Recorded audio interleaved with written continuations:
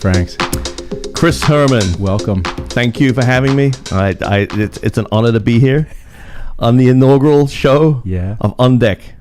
Welcome, Darren. You Thank you. Are on deck. Did you practice that? I did practice that. Did you? Into the mirror. I tried to look as handsome as possible. It's much different when you're in the mirror, right? Looking at yourself, because you try to get rid of all the the weird affects and the idiosyncrasies, and you try to make it perfect. And I'm pretty sure, when I see this on camera, I'll look like, Nosferatu or something. God forbid. As handsome as I am. Nobody ever looks the same on camera or sounds how you feel. But, it's...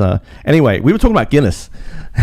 Yes, that's right. Before we started, we were talking about Guinness. Yes. So let's pick up there. Why not? Right? I was saying that we always have to have the refrigerator stocked with Guinness here. Mm-hmm. And I was asking you what would be your recommendation for a proper English ale or something that would be more of a regular drinker there? I like a Guinness, again, because it has really good iron content. That's not the reason I like it. But I find it interesting that it has a good iron content. They used to give it to soldiers during the war because of its iron content. And it tastes great, but it's very heavy. It's like drinking a loaf of bread. On the other side of the spectrum, you got Newcastle Brown Ale, yes, which I do like as well. Mm-hmm. There's a lot of stuff you can't get here that you can still get in England. Haven't been in England in 20 years, so... that's a good question for another time, but generally, just if you're going to serve the beer, make sure it's warm and from Rusty Pipes. That's all I say. Okay, fair enough. Now, have you been to a Total Wine? I have been to a Total, yes. Yeah, because they have almost everything. They have an amazing selection. Yes, they do. Yes, because Total Wine has. I need to get stuff for my new home, and they have like decanters, and I need stuff in the middle of the table, and. Are we good? We're good. This is the inaugural, so I guess we're just going to work out the kinks. Like I said, yes. Donna just walked by and told me that I should move my mask off the table because I'm not wearing it anymore. So maybe I'll just there you go. All right, hold on. I'm going to look at the camera, breaking the rules, Darren. And breaking the fourth wall. I'm going to put my mask in my pocket. Is that okay, Donna? Is that better? All right, we get the thumbs up. Is that because everything that's placed in the scene has to have mise en scène, placement of objects? I think my philosophy on this one. We're just going to let it rip and see where it all goes. I like it. This looks great. It's all professionally set up. We got nice lights. We look good. Yes, we do. I think this is going to be awesome. All right. Well, let's roll. I was thinking about. I guess I should give a little bit of an introduction into what it is that we're actually doing here. Yes. This is our first podcast called On Deck. So you, Darren Franks, are the first guest of On Deck with me, Chris Herman. I'm so happy. And the desire and my goal with this is for us and for anybody else who may sit in that chair, for us to have interesting conversations. Yes. I anticipate that some of them will be interesting and some may not be interesting. Sometimes, it's good to be unfiltered and not prepare completely. Right. And sometimes you can go off on different tangents and it makes for interesting podcasting. That's right. So we're going to go wherever we want to go, and we're going to jump off. And the things that I was thinking about that I wanted to talk to you, because I feel like there's so much that you and I could just banter about, because you're a fantastic banterer. Thank you, right? sir. You just boom, boom, boom. As are you. You make it easy. So. Thank you. So I just finished watching season 4 of The Crown. Okay. Have you watched The Crown? You know what? People keep telling me. I started to watch it, and I'm so behind on my shows that it's definitely on my list. Mm-hmm. I know they go. Each season is chronological in order of. I know they're on Diana right now. Yes. Okay. How was it? I see. I know the story of Diana. That's the thing. Well, of course you do, but I would imagine that you know it better than I or we here in the States. Even though you are now a U.S. You're a U.S. citizen, right? Not quite. No, not quite. Oh, good. I've had the option to be a citizen for the last 5 years. I've just never got around to filling out the paperwork. Okay, fair enough. But listen. I do want to be a citizen because I get to vote, and that's always a good thing, right? But it's just I've had the option. My parents are citizens. My sister's a citizen. All right. Well, let's sidebar that. Not side, but let's set that one aside just for a second, because I do want to ask you a question about The Crown. So The Crown. Yes. Follows the rise and subsequent reign of Queen Elizabeth freeloader II. right off the bat. Well, I love how I find I could just talk about the trailer for these shows. Sure, okay. Because the trailer of the show makes it out that the queen is all important and she has power. And there was one trailer where they showed the queen and Margaret Thatcher. Yes. I want to get political. One of the greatest prime ministers of all time. That was political. But anyway, they're saying that she and Maggie are like equals, but the queen has no power. But they make it, I guess, for dramatic effect. They make it look like they want people to tune in. So I find that is that what they do in the show? Do they make it look like she's powerful? She has no power. Okay, so and there was a feud between them, like their age or something. Well, no, there's a couple things. So let me address a couple of those points. Number one, throughout the entire show, they make it very clear that the queen's position is that she does not comment positively or negatively about any prime minister. Now, she does have an audience with the prime minister every week or two, where there's an update and they communicate. And during that time, the queen will, if she feels necessary, weigh in an opinion or perhaps a suggestion. And so in the episodes with Margaret Thatcher, there was clearly on the show they built it up where there was a bit of a struggle between the two of them. You got the sense that Margaret Thatcher did not have a tremendous amount of respect or appreciation for the Queen. Sure. And during that time, the Queen also was starting to, on the show, press her influence in certain areas that she did not agree with Margaret Thatcher. Again, on the show, where that fell most clearly was in Margaret Thatcher's refusal to endorse sanctions against South Africa during the time of apartheid. When all the other nations of the Crown, which I can't remember, many African nations and whatever, all supported an effort of sanctions against South Africa to put an end to apartheid, which the Queen apparently supported. Right. Margaret Thatcher, she was definitely more of a hawk and was resisting that. So throughout the season 4, there was a lot of this push and pull dynamic between the two of them. Interesting. So you get the sense that the Queen recognizes that there's only so far that she can go. Okay. But I think to suggest that the Queen has no power, as an outsider, I don't know that is necessarily true as well, because she's still the head of the monarchy, and the monarchy still represents something, right? Yeah. Now, whether it has a meaningful influence on the day-to-day lives of the people that live in England, you would be able to give me a much more... It's great for tourism. People seem to, especially in the United States, they seem to love the royal family. She's more there as a matter of convention, right? And pomp and circumstance. That's real. Yes, she might have the prime minister has to go meet with the Queen. The first day they're elected, and they have to get along, I guess. But really, she has. I mean, yes, maybe during casual conversation, ceremonial. It's ceremonial. Okay, it's ceremonial, which it's fine. I get the need for it because it gives us an identity. It's an old school way of looking at a republic. With a queen and a monarchy and all that good stuff. So but yeah, it's definitely on my list to check out more. And the Diana thing, I'm sure there was a good movie a few years ago called The Queen. Yes. With Helen Mirren. Helen Mirren. Which was really good, and that talked about the whole Diana, thing when she was, She had a rough go of it. She brought some of it on herself. Right? Sure. And they definitely, make that clear that, she was, the mistakes that Diana made was she was young. Yeah. And the acclaim and fame that came to her quickly and in huge numbers definitely it definitely filled her with a sense of accomplishment or pride, and there were times I think that she took that enjoyment of that a lot further than the royal family would have liked to, and certainly what it appears that Prince Charles was capable of handling. Apparently he got very jealous incredibly over her, but he also got some shit too, man. I mean, I don't know how they portray it in The Crown or whatever, but he got a lot of shit for it because they were both kind of forced into the marriage. That's the whole thing. And he fell in love with this woman, this Camilla Parker Bowles woman, and everyone made fun of her because they said she wasn't attractive. Well, maybe he just loved her. He did. So that was it. And Diana was the pretty one. Yeah, he genuinely loved her, and she didn't fit the storyline necessarily. And it appears that the family, when Diana came along, were like, oh yeah, she's the one. This is the deal. He's a bit of a schmuck, though. But yeah, well, that's a whole other. Charles? Charles, yeah. I mean, well, they certainly paint him out to be a very kind of whiny and entitled and always complaining about things. And he's when you watch him on the show, you almost just want to smack him because he's always like his head's always hanging. Yeah. Always, you know, it's just like, oh, for fuck's sake, man, he was an artist. You're struggling. You know, whatever. That whole family has the world at its feet. It sucked when she died, Diana. I remember distinctly where I was. I was in a hotel room in Orlando. We were about to go to Disney World, and that kind of ruined everything. Right. It was so weird, you know, when she was killed. But that's a whole other.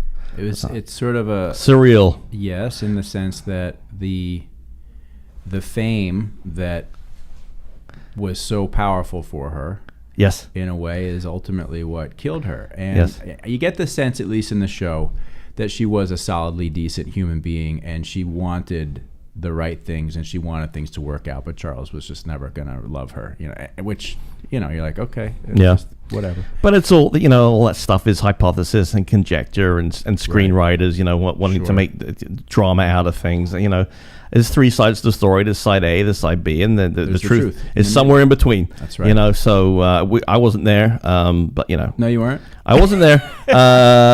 Diana just seemed like she was a big pain in the ass, but whatever. No, I'm kidding. I don't know. I didn't know the woman. All right, let me ask you a question, though. Now that, you know, what I find interesting is, you know, is in reality, you know, Prince Charles has been the longest, what's it called when you're next in line? Heir to the throne. Heir to the throne, yes. He's been the heir to the throne for like 50, you know, no longer, almost his entire life. She's 177 years old now, the queen. She's 97. 97 years old. That's what a good life does for you. Yeah, and what's his name? Philip, right? Is Philip, it her husband? Philip, the guy, the Epstein guy. Jeffrey Epstein guy. No, that's Andrew. Proud, yes. Yeah. Philip was her husband. Yeah, Philip is 99. The queen is 97. Is he alive? Yes, he is. Get out of here. I swear to God, they're still alive. Still hanging on. So it's just, I wonder sometimes if Prince Charles if he ultimately ascends to the throne, sure, it's going to be pretty short for him. And then you got his son William kind of hanging there. And there's been some that have said that Charles might step out of the way and just let William. Nah, he won't do that. Yeah, he won't. It's you know, it gets to wear a crown. You know, I'm sure he's looking forward to it, and he gets to put on that big robe like a superhero and prance around it's all pomp and circumstance. Yeah. I'm sure he's waiting for her to get out of the way and ascend to the throne, and I guess Camilla won't be queen. That doesn't happen. She might be queen. I think she would be queen. Yeah. I don't know, but because Philip wasn't king, he was Prince Philip. Right. Correct. Which makes no sense to me. I should bang on this table. I'm sure it's going to fuck up the No, it's okay. And I want to just right in the middle take a break. Like, Donna, you can and Greg, if people need to walk back and forth, they don't need to tiptoe and pretend like they're we want stay out of the scene. To look like a working This is a working operation here. Right. All right. So let's shift gears a little bit. Okay. We've covered the royal family probably as far as we need to right now. So I guess the general takeaway from your perspective is it's all good for show and tourism and all that stuff. But when you look to political leadership in the United Kingdom, oh, that's wonderful. That's good. See, we screwed up. Okay, can somebody bring me a paper towel or something because I just spilled my coffee? That's a good way to start. But we're going to keep that in. We're going to keep that in because it's unfiltered and raw. That's right. And that's what we do. I don't know if anybody heard me say that, though. Is anybody wearing headphones out there to be able to bring me something here? Because I spilled my coffee all over the table. There we go. Take your time, please. It's just... that was... I didn't know how to react because I thought maybe we're going to cut or we're not. We're going to leave that in. No, we're going to leave that in. That's all part of the show. We're going for a real feel here. I was about to make a really good point about something. Right. And I can't remember what it was. I was asking you about the political leadership in the United Kingdom of Great Britain and what you guys actually look at. And now we were going to talk about Boris Johnson. Boris Johnson. Donna, thank you. Thank you, Donna. You're welcome. That's fantastic. Hold on. Don't go anywhere. Don't go anywhere. See? I feel like this is a good luck sign, right? You know, I think so. First episode. I think so. Chris spills his coffee all over. There you go. That's nice. Great. Getting a nice polish. All right, yep, got it on the clicker. Lovely. There we go. Sorry, Donna. Thank you so much. Thanks, Donna.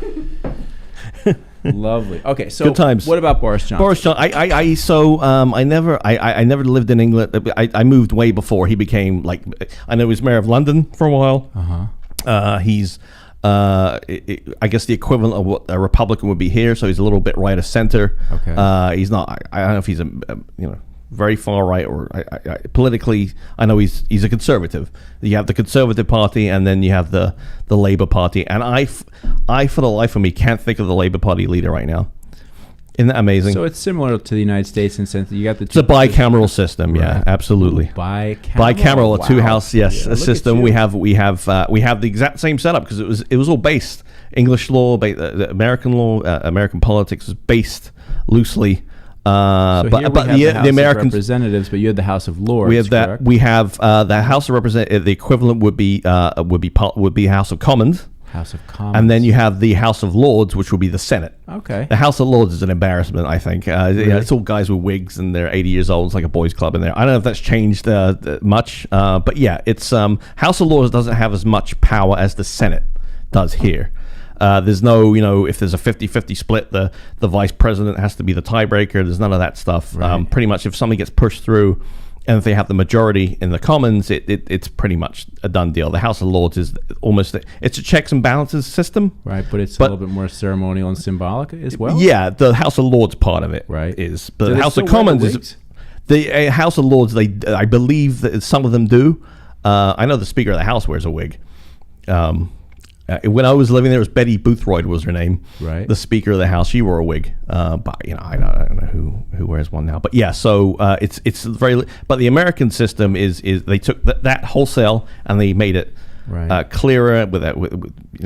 It's a better system here because there's a constitution, there's a Bill of Rights. Right. In England, everything's based on precedent and convention, and we have the same freedoms, but it's not all nicely laid out like it in is a document that says here's who we are, what we stand for. Unless we have the Magna Carta, obviously, which started everything, the ball rolling. But it's similar system, but it's not as big a country. It's we have 60 million people. We have 350 million people. It's not not as much to manage. So to speak. Is that what it is? 60 million. It's about 60, 70 million, yeah. In England. In Great Britain. Does that include... Is Scotland considered a part of Great Britain? Yes, it is. So Great Britain consists of England, Scotland, and Wales. Yes. The United Kingdom is England, Scotland, Wales, and Northern Ireland. Northern Ireland. Yes. So, but Great Britain is England, Scotland, and Wales. And I think that's I think that's confusing for a lot of people. Like, it is. You have England. A lot of English people don't know the There's difference. England, which is just the country of England. Mm-hmm. So then there's Great Britain, which is England, Scotland, Wales, Northern Ireland. Great Britain is just the three on the island. On the island of the United Kingdom includes Northern Ireland. Yeah, because it's a kingdom that is, I guess, united. Right. Or whatever, and the Irish love that. Right. I know. When I was growing up, all we heard about was the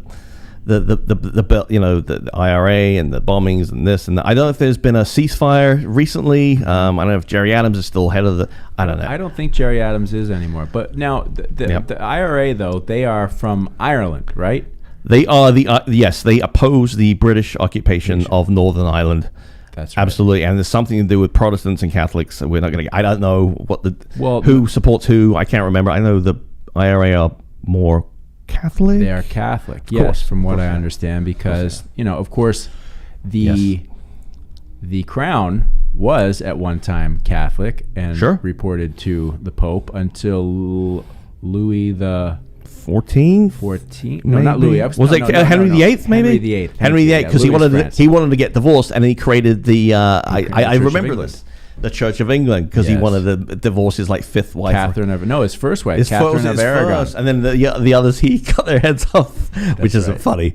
But no, it's kind of funny, right? Like looking back. Yeah, isn't that amazing? Right. Like he created his own church. Could you imagine if that should happen now? Well, imagine if now Trump left office and he's tired of Melania and he just takes her out back at Mar-a-Lago and has her head chopped off. It's tremendous.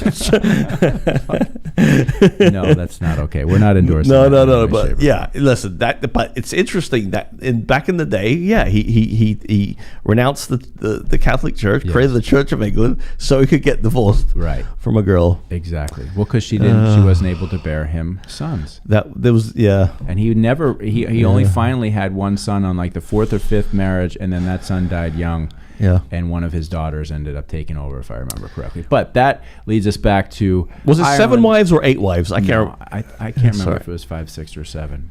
But divorced, beheaded, died. Divorced, beheaded, survived. There you go. That's how we remembered in England. Yeah. Divorced, beheaded, died. Divorced, beheaded, the last one survived. That's how they taught it to you in school? That's how they taught it to us, yeah. Henry VIII. No shit. Back in the day. Wow.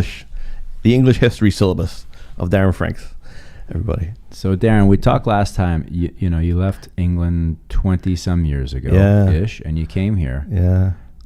We're going to shift away from the British Isles, if you will, to here. And I was curious, and this is something I'm going to ask everybody on the crew here. What was it that drove you into the field of marketing? It's interesting because I was more into the field. I got into it through IT.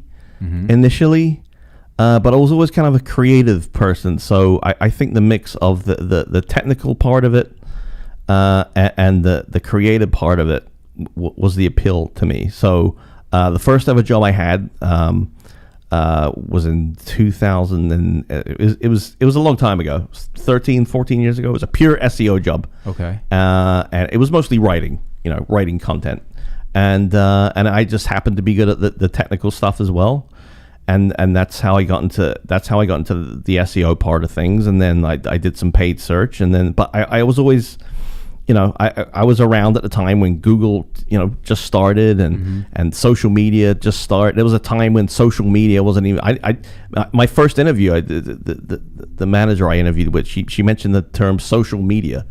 And I never heard that term before. I remember that. Mm-hmm. I never heard it. There was nobody heard of Twitter, but I didn't know what Twitter was. I remember all of this, and this is all it's still relatively new. This is why it's probably going to be federally regulated at some point because it's a whole other story. But yeah, it was just a fascinating field, and it combined some of my interests, the technical stuff, the creative stuff, and I'm glad I fell into it. So, all right. So let's divide that up, right? Because you said your first job was an IT job, mm-hmm. but you were always a creative person. Mm-hmm. So let's talk about the creativity side first. Like as you were growing up, what in creativity was your thing? I always liked English as a subject. I always liked English as a subject. Always liked writing essays, fictional essays. Always liked that part of it. That's always what I excelled at. I was okay. I liked math, but I didn't love math. I liked everything, but I liked the creative writing aspect. I always scored very highly in reading comprehension skills, mm-hmm. and creative writing. I was always good at that. But I always liked fixing things, and I like computers, and I like websites, and I always found that interesting. Okay. And that's why I got what was called an MCSE, a Microsoft Certified Systems Engineer. What do you call it? Wasn't a diploma. It was like a degree of some sort. Yeah. It was certification. It was certification, and I had a couple of jobs doing some IT stuff, uh-huh. which was okay. And then Google came to fruition, and then I got my first job at a interactive marketing agency. Doing SEO, and SEO was relatively new because I had in the States. In the States, yeah, and I had little bits SEO. How do you optimize a website? Whenever you put a website live, it has to be optimized, and people didn't really know what that was. And mm-hmm. I got hired to do that. I was an SEO specialist, and I became an SEO engineer, and then they made me manager of optimized services, and then I became digital marketing at a few other jobs, and then I ended up here. So yeah, I'm curious to dig further into the reading comprehension / creative writing, because I did not know that about you. So was there ever a time in your life that you wanted to be a writer or to be able Absolutely, to utilize yeah. that skill set, like a writer, like a novelist? I always wanted to be a screenwriter. I love movies. I love film. I always wanted to be a screenwriter. But I've always, I've always said this, and I know a couple of people that went out to LA and became. There's a buddy of mine out in California. He became an associate producer on this show called The Prophet, which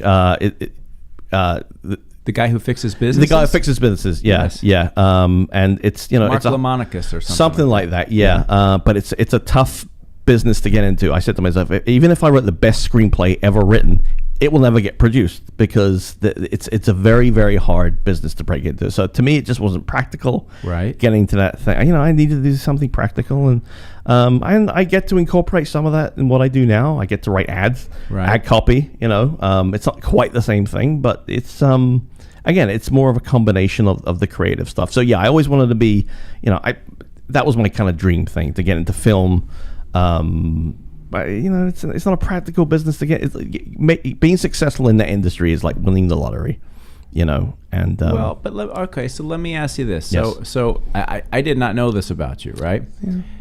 That's why this forum is so great, and that's why we're starting. And I'm going to start with every one of our team members here, because it's an opportunity for me to learn something more about you, not only just to get know you better, but also just to peel off the layers. Well, I mean, my brain's already going right now. So here we are, we're doing this podcast, right? My goal for this year, and my one of my dreams for the business, and one of my goals for this year was to take what was essentially my idea when we moved into this space here. It's a beautiful space. Thank you. Yeah. The idea was, it really feels like it could be a working set. Yeah. Right? Like it's where we do our work. Yeah. But why not make this a set where we can actually produce all kinds of really interesting content? So perfect. A year ago, 9 months ago, when we all went home for COVID, that's when I started working around here, and I experimented with a talk show setup, and I just kept jacking with stuff until I got it to the point. But so we've ended on this as one piece of content creation, right? Sure. However, we've got the kitchen, which I want to do a show called The Galley. Where we're in the kitchen, cooking, drinking, hanging out, and we're talking like this. Nice, but in the kitchen, right? Sure.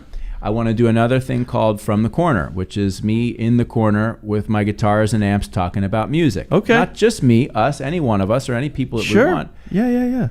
We've now got this whole area over here where we've got a stage set up where we're going to actually put on some stuff. So I'm saying all this to tie back to the fact that it was always your dream to be a screenwriter. Sure. As we move through this stuff, having somebody to be able to help us, not necessarily script it, but to provide written guidance and thought and creativity into what we're doing, consulting kind of thing. Is I think a real I would love that. I would jump on that opportunity. Okay. Absolutely. So we've hit the point of our conversation. There you go. Now we're really dialing into stuff. So there we go.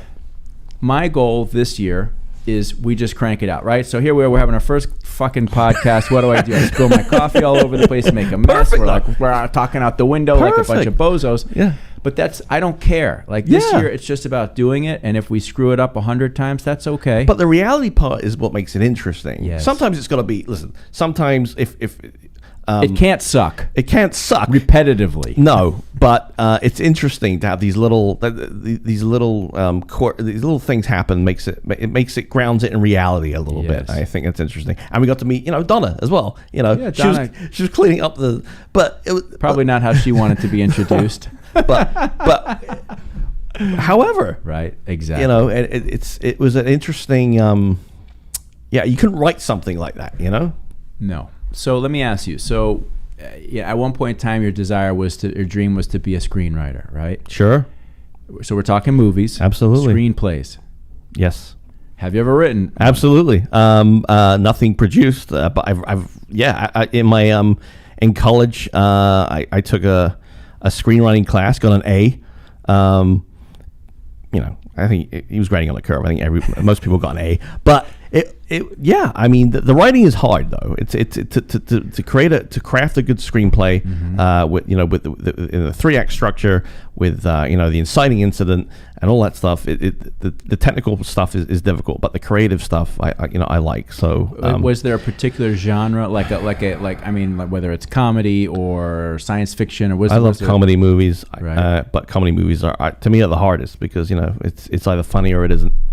Right. There's no in between, and it has to. Jerry Seinfeld said, "Comedy. When you get up on a stage, you have to be great. You can't just be good, because any schmuck can get up there." And I saw you jump up on the stage. I saw you do it.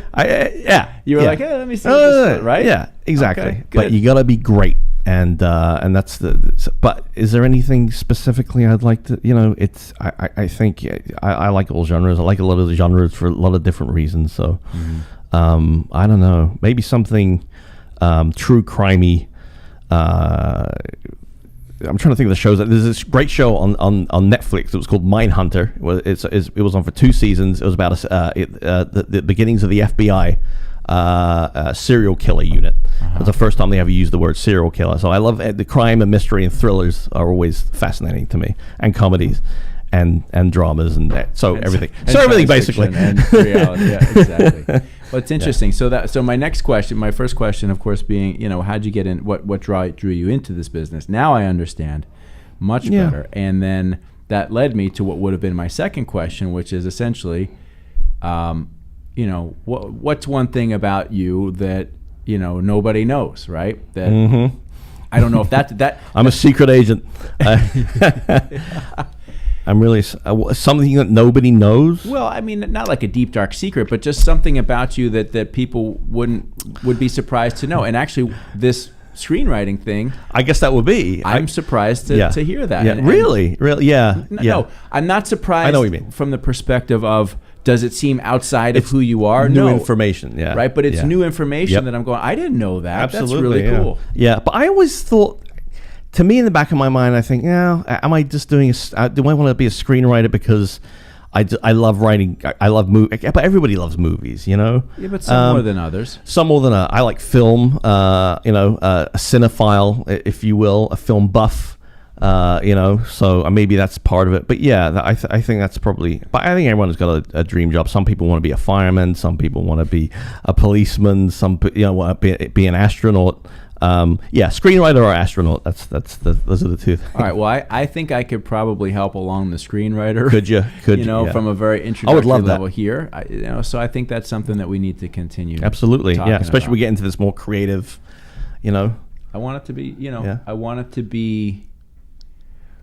I want it to be something that is a real, true expression of our collective talents. It's like a workshop. Is that how you like a creative think tank? A creative tank. That's possible. A creative tank. It's. I mean, that's one way to look at it, right? Sure. See, for me, when I was a kid, I used to draw and cartoon and doodle, so I was into art. Did you? Yeah, I did. Okay. But no, not seriously, just jacking around, but I enjoyed it. Like I just enjoyed noodle about with. Yeah. And I love building stuff with Legos. Okay. Yep. And ultimately, when I got my first guitar, then it was just music and guitar really just. No, we're not wrapping it up right now. All right, they're trying to tell us to wrap it up. No, see, guys, I told you this is gonna go until we're done. Are we boring you? Yeah. So, so that's what got me in was music, really. Sure. Music and playing guitar. I get it, man. Ultimately, playing in a band.